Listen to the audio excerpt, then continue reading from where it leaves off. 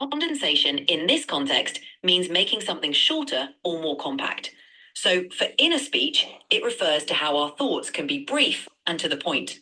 Instead of a long, detailed explanation, our inner monologue can condense thoughts into quick, concise messages. It's like summarizing a long story into just a few words in your mind. Okay, I got you. Okay, that's great. I really love this topic in the monologue. I really should make some notes, you know. Do you think That's a great. that monologue is part of like a psychology? Yes, inner monologue is definitely a part of psychology. It relates to how we think, process information, and understand ourselves. Psychologists study inner speech to learn more about how we make decisions, reflect on experiences, and develop self awareness. Understanding inner monologue helps in areas like mental health, communication, and personal development. Okay, that's great. Okay, give me a second. Give me a second. I'm gonna make the the I'm gonna make some notes about it.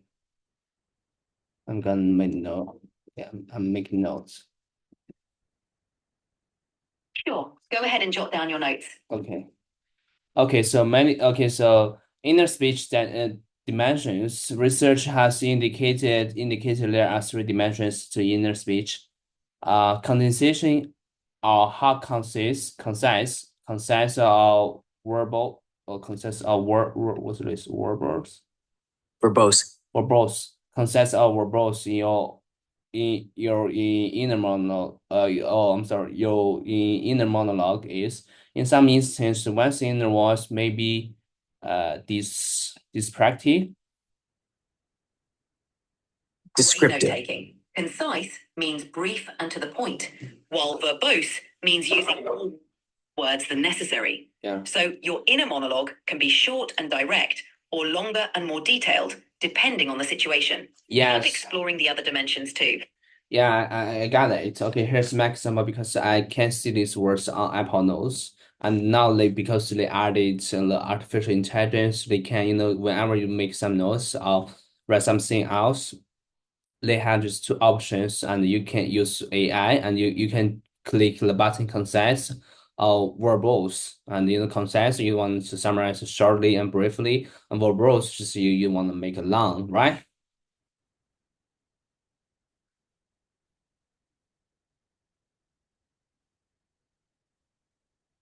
That's a handy feature.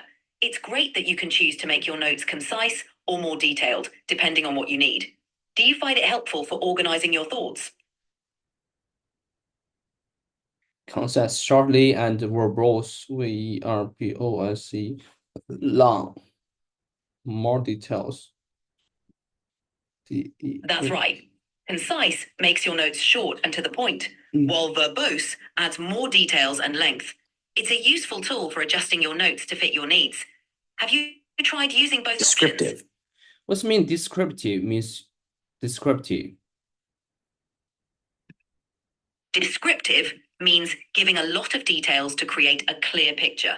So, if your notes are descriptive, they're detailed and give a full explanation or description of a topic. It helps in understanding things better by providing more context and information. So how about talkative? What's different descriptive and okay, talkative. Okay, I think okay. I think I'm talkative person. I am. Right. Talkative means you like to talk a lot and enjoy having conversations. Descriptive means providing lots of details and descriptions. So, being talkative means you're often chatting, while being descriptive means you explain things in detail. It's great that you're talkative. It makes conversations lively and engaging. Do you think you're also good at being descriptive when you talk? Yes, I think so. I think I'm really good at. Okay, first of all, I'm a talkative person. And second of all, I'm also a descriptive person as well. I also make the complicated things, make it use simple to explain to my friends, to people. Yeah, or people. Could you just rephrase, polish what I just said, make example. Yeah, just yeah, makes I just want to make say it better. Absolutely. You can say, I think so. I'm a talkative person, and I'm also very descriptive. I like to explain complicated things in a simple way to people. That sounds clear and concise. It's great that you're both talkative and descriptive. It's a useful combination for communicating effectively. Okay, that's great. Okay, so I'm gonna read it and to memorize it well. Sounds like a plan. Okay, I Take think your time to read. okay, I think so. I'm talkative person and I'm also very descriptive. I like to explain complicated things in a simple way to people. Complicate. I'm sorry, it's complicated. Okay. No worries. You can say complicated. It sounds like you're great at explaining complicated things in a simple way, which is a valuable skill. Keep practicing and you'll continue to improve. If you need any more help or have questions, just let me know. Okay, let's go ahead. Okay, keep reading. Okay, so descriptive and talkative with a self-talk that includes the whole sentence and the paragraphs. In others, it may only use a single word or fragments of the sentence. What's the meaning of fragments? Fragments are incomplete parts of a sentence. So instead of a full sentence, you Oh, might I just think see. I got it. Just like just I probably just like you can't understand it because it's let's talk is totally fragments. You need to I'm incomplete sentence. Okay, so right, so you got to it's hard to for you understand it. exactly. When someone speaks in fragments, it can be hard to understand because the thoughts aren't fully expressed. It's like getting just pieces of information without the complete picture. Making sentences clear and complete helps others understand your thoughts better. You're spot on. Would you like to keep reading? Yeah, yes, I would like. Okay, so okay, there in in inner speech dimensions they have three key points. So the first key point is we just read is condensation. It's condensation. Let me see. Yeah, it's condensation. Condensation. Condensation. Okay, the second, and then the second is let me check it out. Gallity. Dality. The second key point in inner Diality. speech dimensions is dialogality, which refers to how our inner speech can sometimes feel like a dialogue with ourselves, almost like we're talking back and forth in our minds. So we've covered condensation and now dialogality. Let's check out the third key point. Oh, dialogicality. Okay, it's dialogality. What's the meaning of it? Dialogality refers to the quality of being like a dialogue. In the context of inner speech, it means that our thoughts can feel like a conversation with ourselves, where we might ask questions, answer them, or even argue different points internally. It's like having a mental back and forth conversation. Would you like to know more about how this works? Yeah, yes. Okay, okay. So could you hold on, give me a second. Yeah, just tell me how to pronounce it first and explain me like the kids. Thank you. Sure, it's pronounced dialogali. Imagine you're talking to yourself in your head, like having an imaginary friend who responds to your thoughts. This back and forth exchange in your mind is what we call dialogality. It's like having a conversation with yourself where you play both roles. Does that make it clearer? Oh, I see. Yes, people always have, I think I have that experience. Just like yeah. Okay. Exactly. It's a Yeah, go ahead. go on. Okay, so give me a second. Okay, so dialogue. Okay, or whether you're thinking in one or multiple voices. Sometimes we may only hear one voice in our head, such as when we tell ourselves things we need to remember or encourage ourselves before talking, before tracking. Is it tracking? Tackling. Tackling. Okay, tackling. Okay, tackling a difficult task, but other times we may think in multiple voices, such as when we anticipates future conversations by imagining what an other person will say. When we have an internal debate in which we think of several different perspectives at once, it's kind of like you play two roles or even more roles in your mind. You just speak, and just speak to each other. It's kind of like that. Yes, exactly. It's like playing multiple roles in your head. When you're thinking about different perspectives or preparing for a conversation, your inner speech can switch between different voices or points of view.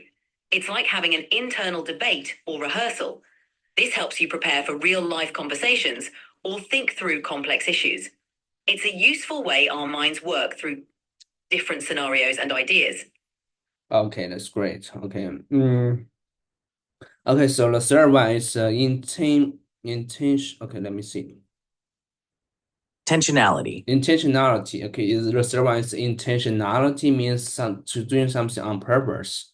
Intentionality. Okay, so intentionality. Okay, or whether you are deliver something Deliberately. deliberately. Okay, deliberately. Okay, it's deliberately. Did I pronounce it correct? Yes, you pronounced it correctly. Deliberately. It means doing something on purpose, with intention. So, in the context of inner speech, intentionality refers to whether your thoughts are deliberate and purposeful. You might consciously decide to think about something specific, or your mind might naturally wander. It's about whether your inner monologue is directed by you or just happens automatically. Does that make sense? Oh yes, deliberately using your inner monologue. In some cases, such as when we want to practice an upcoming presentation, and we may intentionally employ improve